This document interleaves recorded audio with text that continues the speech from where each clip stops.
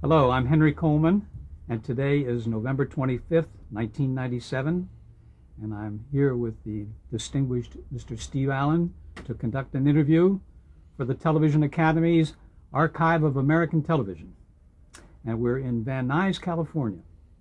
Steve, I'll just sit over here and then we'll go. All right. Just tap. Okay.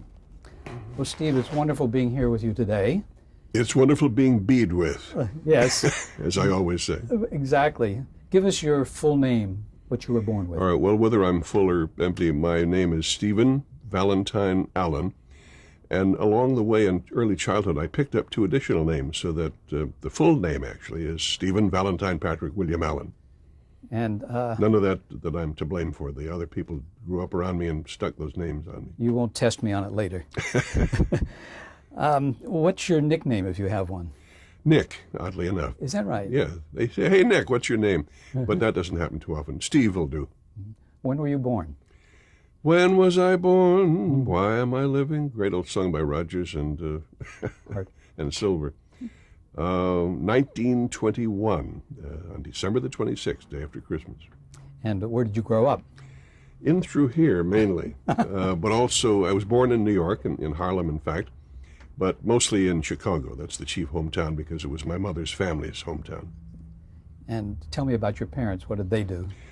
They got laughs. They were in the comedy business, therefore I was born into it. They were a vaudeville comedy team, and I did a comedy special not long ago for the PBS stations in which a good portion of my mother's actual act was featured. We had her on my show in 1958 as a guest when I was doing things for NBC, and she, as the old saying goes, stole the show. And one of the interesting things was that we combined my mother's tape or film with a live on tape appearance by Milton Berle on that special, because when Milton was, I guess, 14 or so, he was in vaudeville. He was a kid actor, as you know, an entertainer, and he worked on the same bill in a few instances with my mother, whose professional name was Belle Montrose. So in two instances, she said to him, hey, kid, and he said, yep, and she hired him as my babysitter. She was going to go out and have a little dinner or a drink or who knows what. So he kept his eye on me for a couple of bucks. I watched that sketch that you're talking about at the Museum of Radio and Television. Ah. She was wonderful. She was naturally a funny person. In fact, Milton once said about her, he thought she was perhaps the funniest woman in vaudeville. And as funny as she was on stage, and you've seen that evidence, she was even funnier off stage, or the real person was funnier than the entertainer. She had a dry, sarcastic, low-key, muttered, and very ad-libby Irish wit. Why the wit is Irish, I don't know, but I think it's accurate to say that. I can't imagine Swedish people talking like that, or Eskimos. Would you say you got your sense of humor from her? To some extent, yes. My father played straight, and he sang and was a jovial fellow, so I doubt if I got the wit from him. But creative gifts are essentially mysterious, not only my own, which I don't understand myself, but if you're talking about the true geniuses, even on the level of the Leonardos and Shakespeares and Einsteins, nobody has ever been able to explain, and I do mean nobody, not the professional philosophers, not the theologians, not the psychologists, has ever been able to explain why some people are awfully good at certain things. Now, obviously, there are relevant associative facts. For example, if your game is basketball and you are genetically predetermined to be the greatest, Michael Jordan, for example, it doesn't mean you don't ever have to practice or handle the ball. You have to do your homework, as we say. And then once you're on the floor in the game, then your superiority manifests itself. But even those of us who are less gifted, as in my case, while you do have to do your homework, the main thing is the gift. So I've never felt at all comfortable being complimented for anything I can do, because it was all easy. And I don't think we really deserve to take deep bows for stuff that we could just laugh off, So. Very interesting.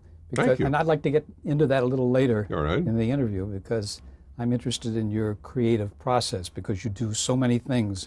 You perform, you write novels, you write nonfiction, you create songs, and have created quite a few of them. And we'll get into all that, because we have about 5 or 6 or 8 hours at the end of this so we can Terrific. do that. Okay. I hope I live so long. And now, you mentioned your dad. I know that you lost him when you were real little. Tell me about that. The part of my brain that does jokes thought of a funny answer to what you just. Go ahead. I was going to say, yeah, and we found him 2 hours later in a corner saloon. But no, he did die when I was a year and a half old. So I have no conscious recollection of him, whatever, obviously. What memories I do have are all of old photographs and reports from other family members. He was, by all given testimony, a darling fellow. My mother, a little debate about how darling she was, but everybody loved my father. His name was Billy Allen. I have one son, same name now. And he was just a sweetheart of a guy. He wasn't perfect, nobody is, but he was very, very much liked. After you lost him, did you then go on the road with your mother? Yeah, until I was about 4 or 5, but never constantly. How vaudevillians raise children, I really don't know. It must have been murder, and in some cases, it didn't work out. You don't remember sleeping in drawers in hotels? Well, I slept in my drawers last night, but that's another matter. But what most people today don't realize is the realities of vaudeville. We've seen the movies with, Betty Grable pretending to be in vaudeville and, A Big Night at the Palace, the jolts and stuff, all that beautiful. But that was just this much of vaudeville. Most of it was the hard work, 4 and 5 shows a day. Some performers complain now if they get booked in Vegas, they have to do 2 shows. They think it's an imposition. And sometimes they can only do 1 because there's nobody there to see the second show. But again, in vaudeville, 4 and 5 shows a day.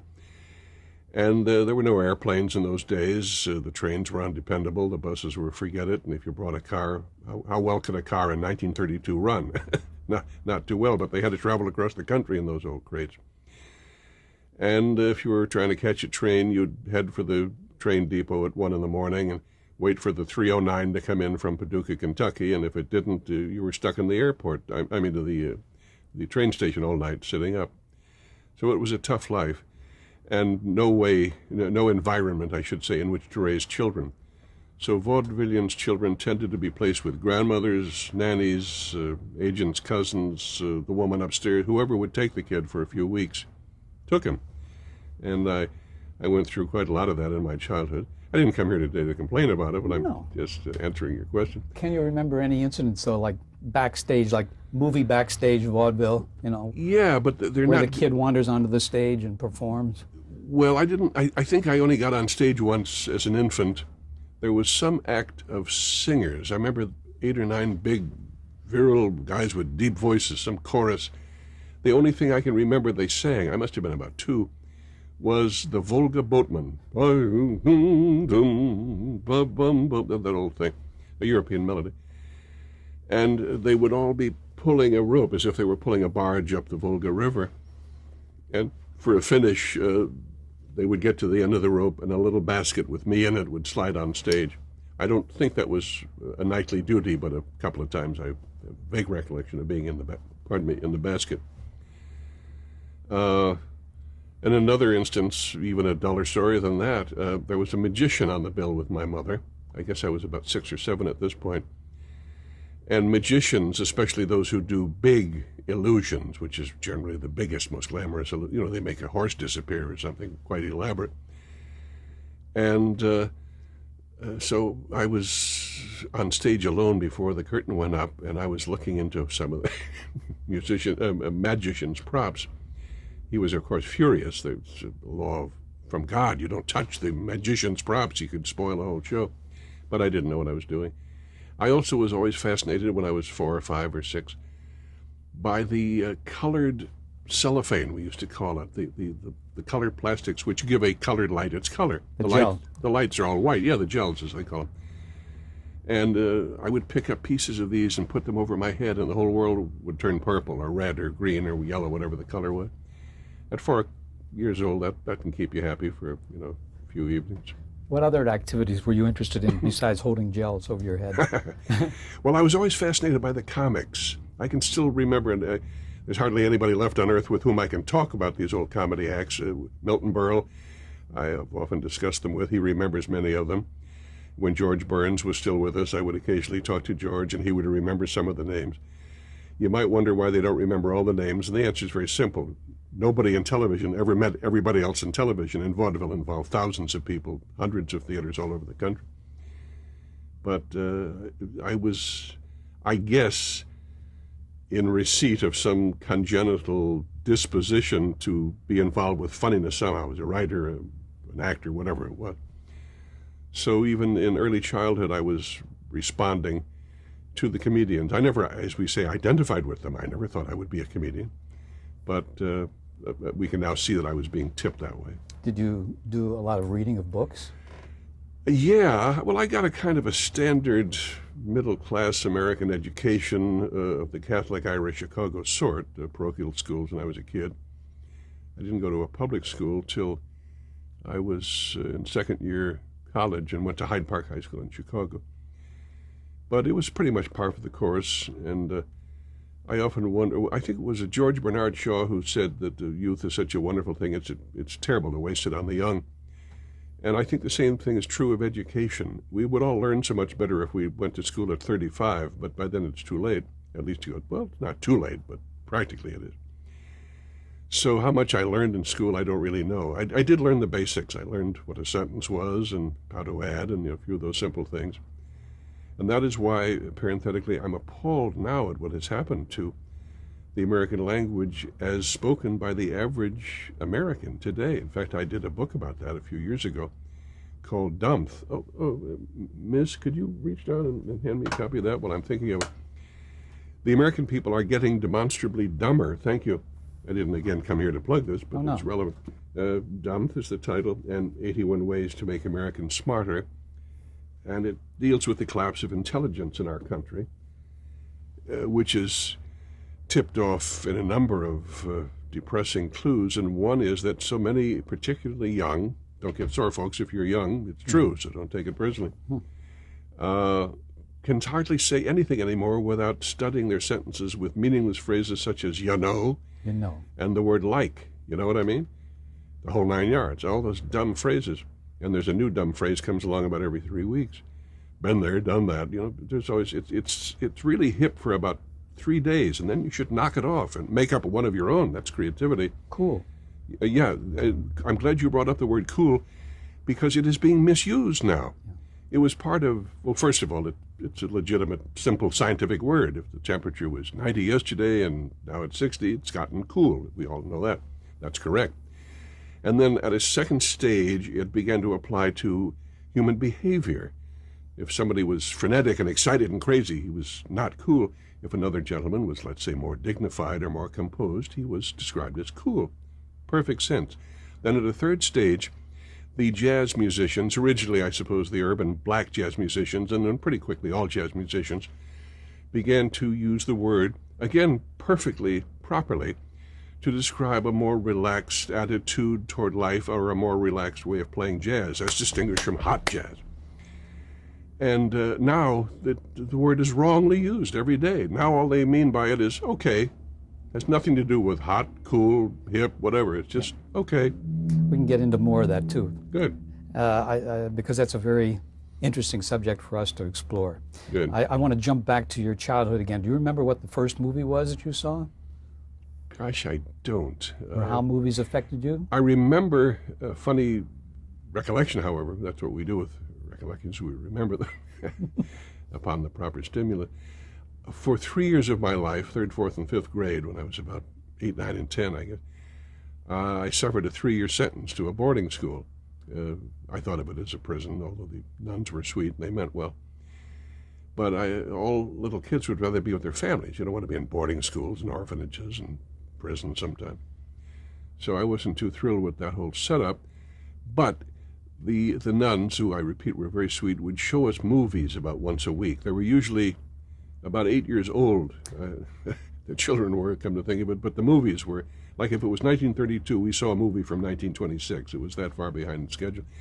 And in those days, a lot of the movies had written titles. Some of them were silent movies. Now, the kids from about 6th, 7th, and 8th grade could read perfectly. Why not? Then the kids in 3rd, 4th, and 5th were a little on the borderline, and the poor little ones in 1st and 2nd grades couldn't read at all or couldn't read fast enough to follow. So every time something would come on the screen, such as, "Meanwhile, back at the ranch," about 80 little kids in the first two rows would turn around to the third and fourth graders and say, "What's it say? What's it say?"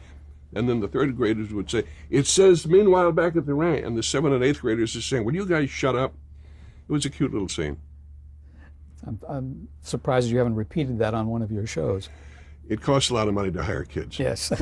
What about radio? Did you get a chance to listen to the radio very much? Oh, yes. Radio was really major.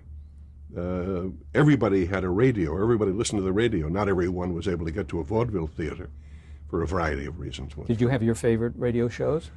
I like the comedy shows. Well, it depends on what age. If you're talking about the 9-year-old Steve Allen, I had certain shows I liked, like Little Orphan Annie. Whenever Mel Torme and I get together, we still sing the theme of "Who's That Little Chatterbox?" The whole theme of Little Orphan Annie and some other themes of those days. But after I got to be 12, 13, 14, then I began to slide over to the comedy shows. And it's all a matter of cultural history who the great popular comedians were of those days. Jack Benny and the Fibber McGee and Molly. Eddie Cantor? Eddie Cantor, yeah. I was, in all honesty, now that dear Eddie has passed on, I was always very impressed with him as a song and dance man. He was a wonderful entertainer, but I never thought the funniness worked out too well. But we had Bob Hope on the radio, and one of my favorites, Fred Allen. So there was more than enough in the way of comedy on radio to keep you happy. Will you refresh our memory what Fred Allen said about television? I believe he said it's a treadmill to oblivion. That was the title of one of his books. Fred was one of my very favorite comedians, and not just in radio, just period. We're talking about American culture in this century. A good joke from anybody is a good joke. I don't care if it's Henny Youngman's joke or Donald Duck or whoever. Hooray for a joke.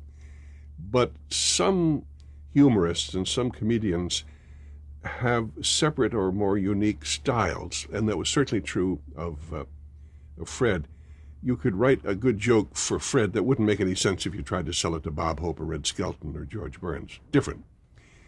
To be specific, he was explaining to one of the characters on his show one night something about a scarecrow. Now, everybody knows what a scarecrow is. It's a fake human being with arms and a big straw hat. We remember it from Over the Rainbow. And its purpose, obviously, is to scare crows. Everybody knows that.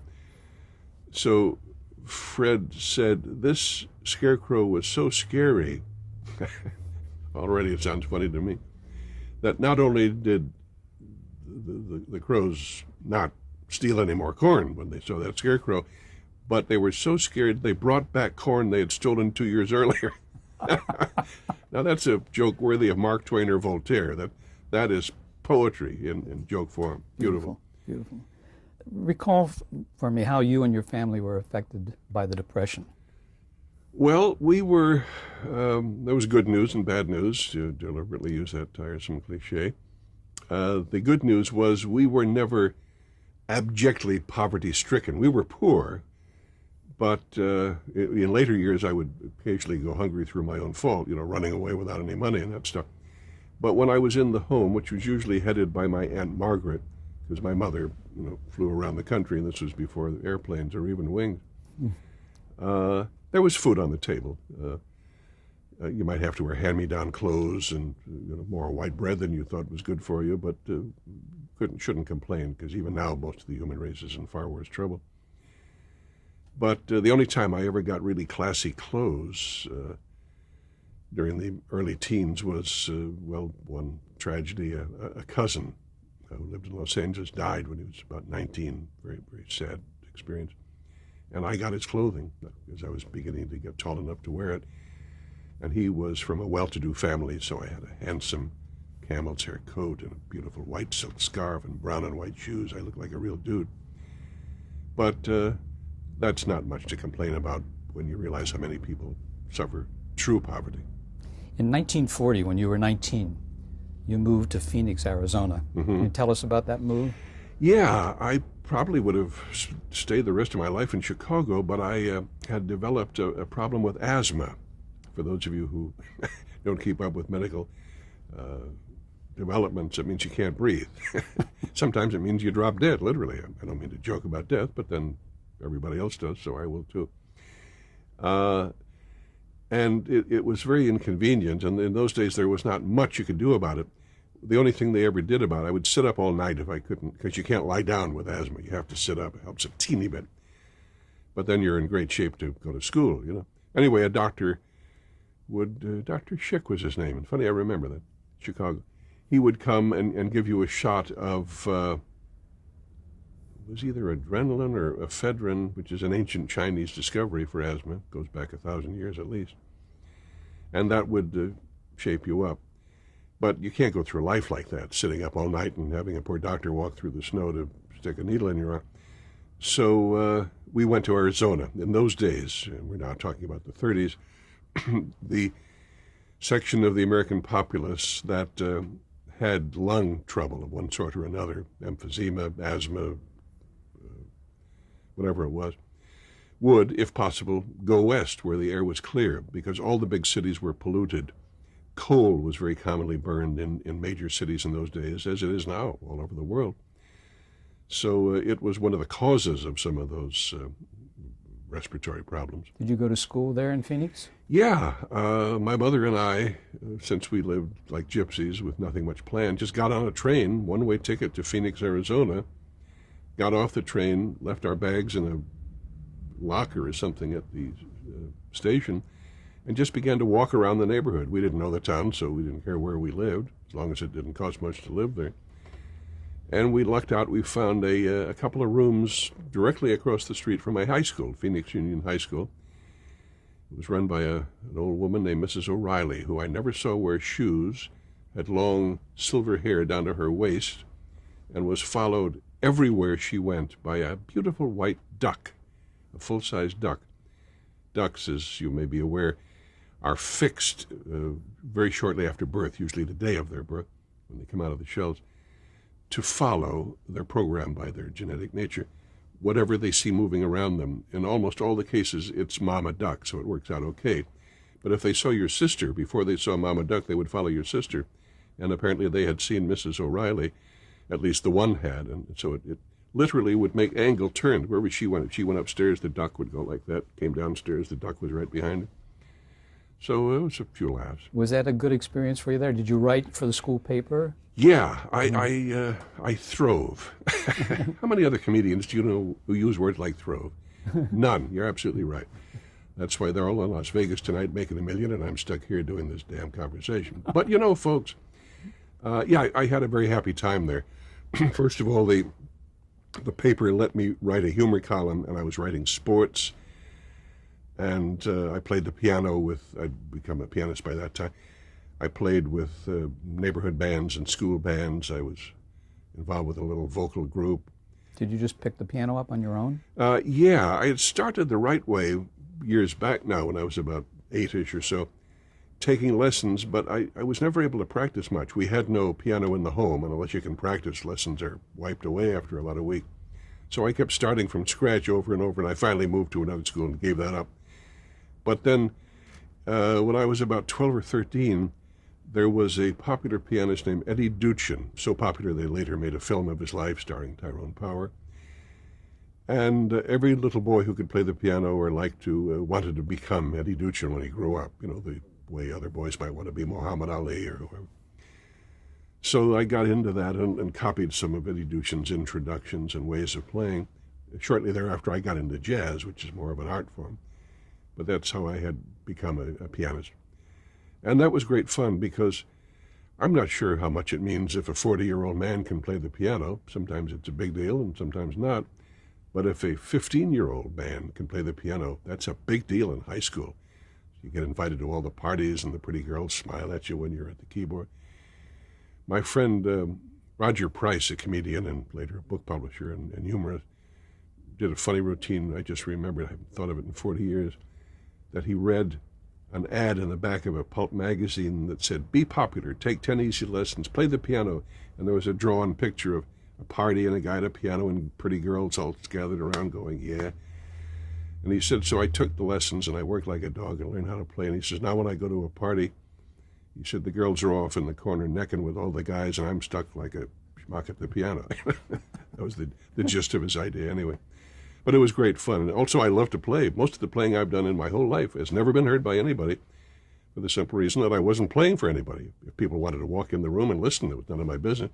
But I was playing for me because I love to play that old Duke Ellington, Richard Rodgers, Jerome Kern, Hoagie Carmichael music. Beautiful songs. Did you play in the school?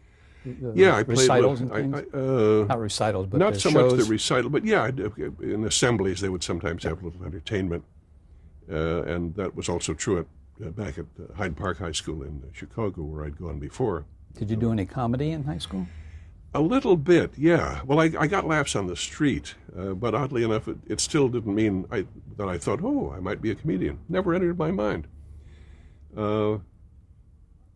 Partly, I guess, because I got laughs from my friends from the time I was 6 or 7, and whatever you can do at that age, to you it just seems as natural as what some other kid might do with a tennis racket or mathematics or whatever his gift is. So it all began to fall together, though, in the high school period, because at a high school you can do a lot of stuff. So I would be in the school play, writing poems for the school magazine, writing news or sports or humor for the school newspaper, making a speech in the school assembly, playing the piano in the school assembly, playing the piano at dances and social events. So I was very happy in high school. In 1941, you attended Drake University in Iowa. What did you study there? I attended Drake on sort of an accidental basis. I'm glad I did, because it was a very happy year for me. But it came up by accident. Until a certain moment, I really didn't know where Drake was. I heard of it because they had this famous athletic competition annually called the Drake Relays, and world's records were established and so forth.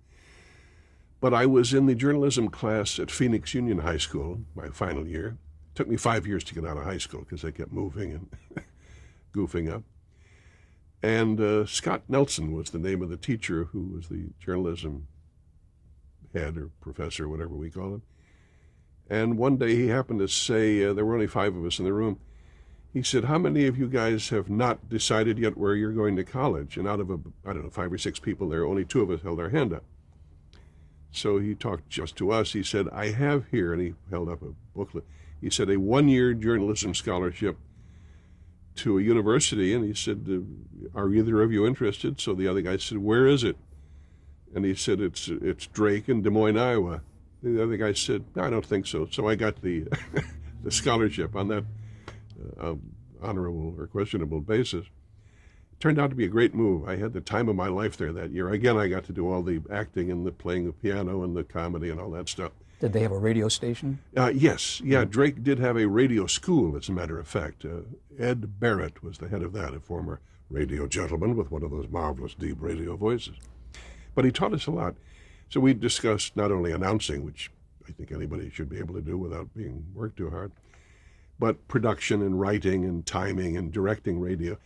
And by then it was the glorious days of Orson Welles, and some of us, quote, wanted to be Orson Welles when we grew up.